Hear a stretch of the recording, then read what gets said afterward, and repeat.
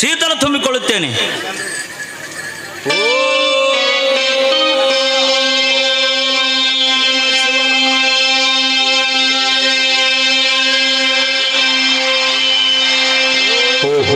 ರಂಭಾದೇವಿ, ನಾನು ಪಾರ್ವತಿ ಇದ್ದೇನೆ. ಅಲ್ಲಿ ಅಮೋಘ ಸಿದ್ದೇಶನು ನಾಗರ ಬಾವಿಯಲ್ಲಿ ಶೀತಲ ಸುಮ್ಮುತ್ತಿದ್ದಾನೆ. ಹೋಗು, ನೀನು 3 ಶಬ್ದ ಕಪ್ಪೆಯಾಗಿ ಹೋಗು.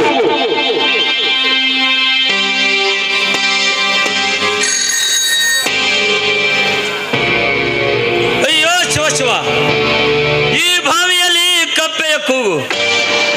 ಈ ಶೀತಲ ಮುಟ್ಟಾಯಿತು, ಇದನ್ನು ಇಲ್ಲೇ ಖಾಲಿ ಮಾಡಿಬಿಡುವೆ.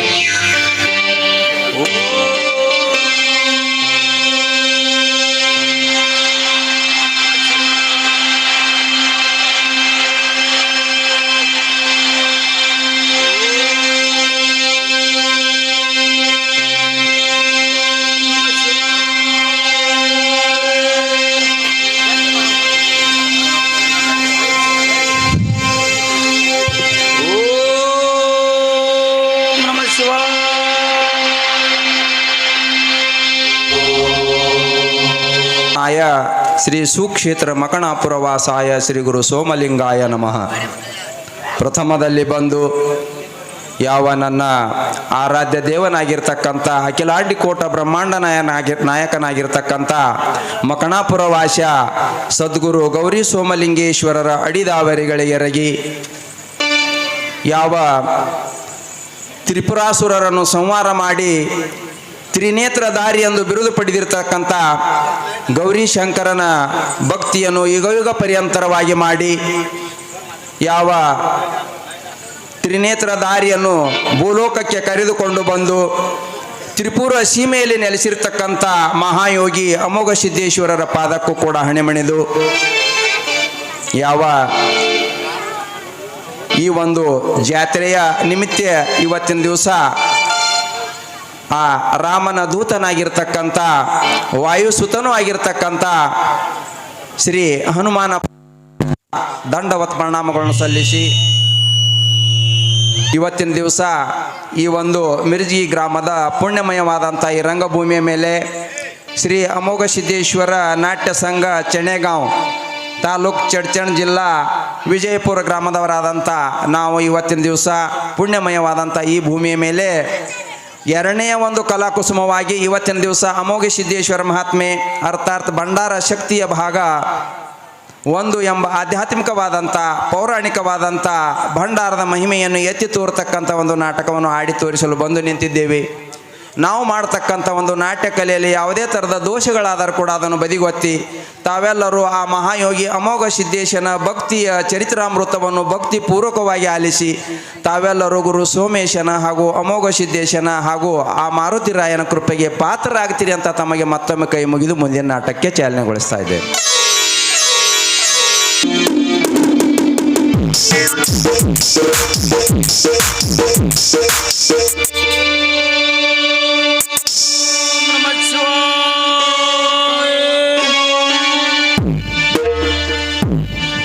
ಬನ್ನಿ ಮಹಾಕಾಳಿ ತಾಯಿ, ನನಗೆ ಶೀತಲ ಕೊಡುವ ಮಹಾ ತಾಯಿ.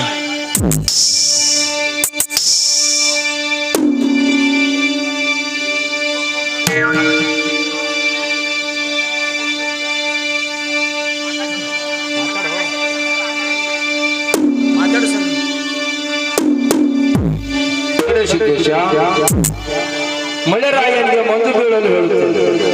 ಸಿದ್ದೇಶ, ಈಗ ನಸುಕಿನ ಸಮಯ. ನನ್ನ ಎಲೆ ಮೇಲೆ ಪನ್ನೀರಿನ ಹನಿಗಳು ಸಂಗ್ರಹವಾಗಿವೆ.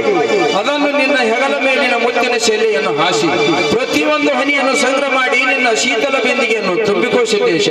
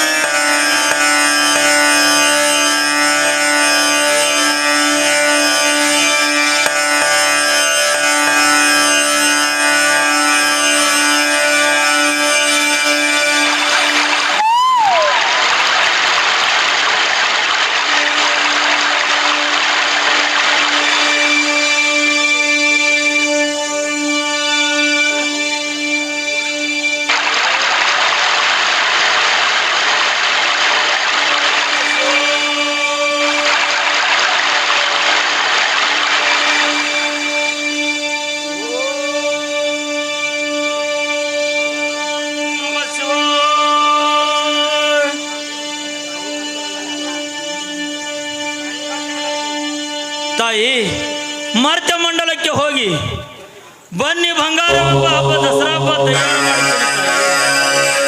ಆ ದಿವಸ ನಿನಗೆ ಬನ್ನಿ ಬಂಗಾರವಾಗಿ ಈ ಕರಿಚಲೆ ಮಾನವರ ಕೈಯಿಂದ ಮುಡಿಸುತ್ತೇನೆ ತಾಯಿ. ಶೀತಲಂತೂ ತುಂಬಿಕೊಂಡಂತೆ ಆಯಿತು. ಇನ್ನು ಪುಷ್ಕರ ಲೋಕಕ್ಕೆ ಹೋಗಿ ಆದಿ ಕಮಲದ ಪುಷ್ಪವನ್ನು ಬಿಡಿಸಿಕೊಳ್ಳುತ್ತೇನೆ. ಓ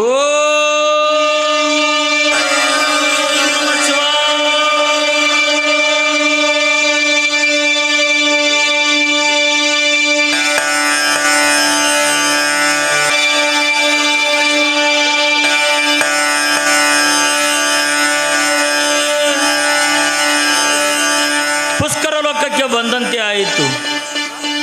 ಇನ್ನು ಆದಿ ಕಮಲದ ಪುಷ್ಪವನ್ನು ಬಿಡಿಸಿಕೊಳ್ಳುತ್ತೇನೆ. ಓ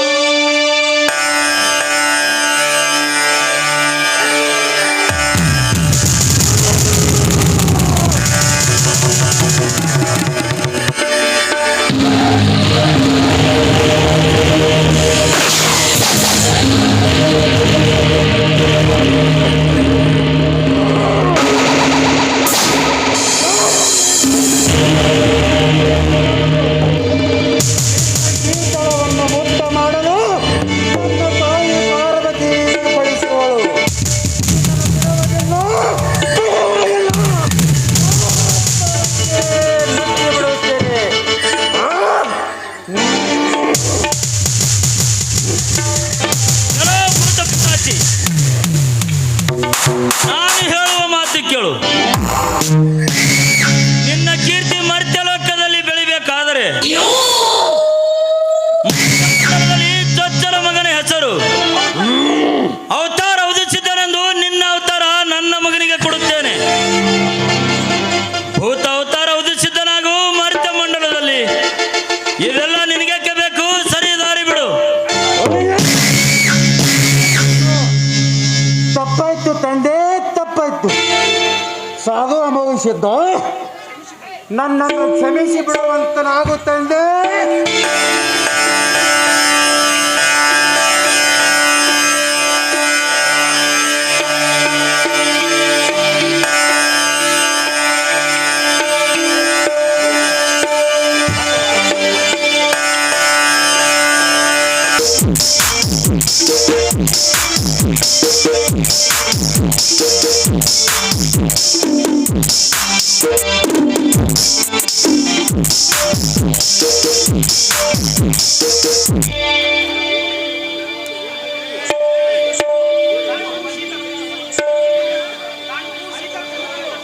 ನಾನು ಹೂ ಶೀತಲ ತೆಗೆದುಕೊಂಡು ಬರುವಷ್ಟರಲ್ಲಿ ಈ 7 ಸಮುದ್ರಗಳು ಒಂದಾಗಿ ಹರಿತಿವೆಯಲ್ಲ, ನಾನಿನ್ನು ಆ ದಡಿಗೆ ಹೇಗೆ ಸಾಗಿ ಹೋಗಲಿ?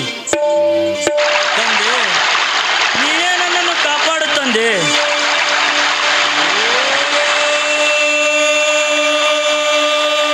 ನಮಃ ಶಿವಾಯ.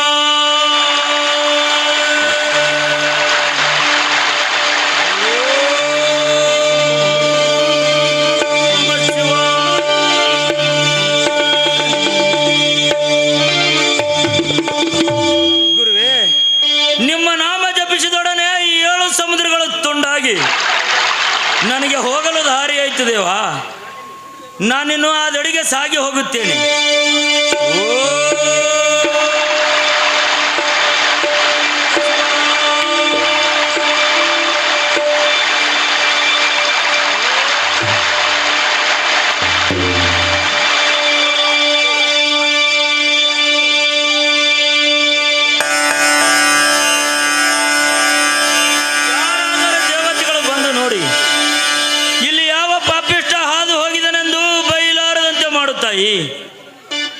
ಮೊದಲಿನಂತೆ ಒಂದಾಗಿ ಸಾಗಮ್ಮ ತಾಯಿ.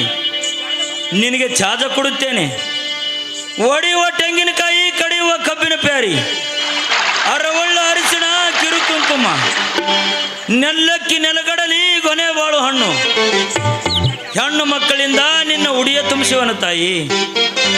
ಅಂದಿನಿಂದ ಕಳ್ಳಿಗಾರ ಹುಣ್ಣಿಮೆ ಆಗುತ್ತದೆ ತಾಯಿ. ನಾನಿನ್ನು ಹೋಗುವೆನು.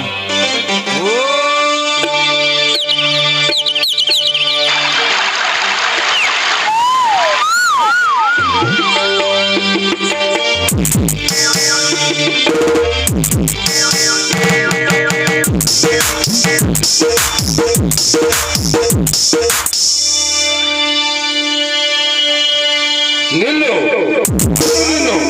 ಮುಂದೆ ಬರಬೇಡ, ಅವತ್ತ ಪ್ರಾಣ ಕಳೆದುಕೊಳ್ಳಬೇಡ. ನಾನು ಶಿವನ ಮಗ ಸಿದ್ಧ, ಅಮೋಘ ಸಿದ್ಧನಿದ್ದೇನೆ. ನೀನು ಯಾರಾದರೆ ನನಗೇನು ಬಂತು? ನೀನು ಮುಂದೆ ಬಂದರೆ ನಿನ್ನನ್ನು ತೊಳೆದು ಪಾತಾಳ ಕಟ್ಟಿ ಬಿಡುವೆ, ತಿಳಿಯಿತೆ?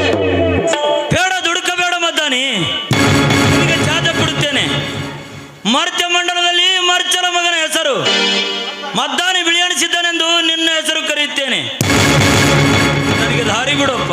ಅಯ್ಯಯ್ಯೋ ಶಿವ ಶಿವ, ನಿಮ್ಮಂತ ಪುಣ್ಯ ಮಹಾತ್ಮರ ಉದರದಿಂದ ಜನಿಸುವ ಭಾಗ್ಯ ನನಗೆ ದೊರಕಿತೆಂದ ಮೇಲೆ ನಾನೇಕೆ ನಿಮ್ಮನ್ನು ತಡೆಯಲಿ?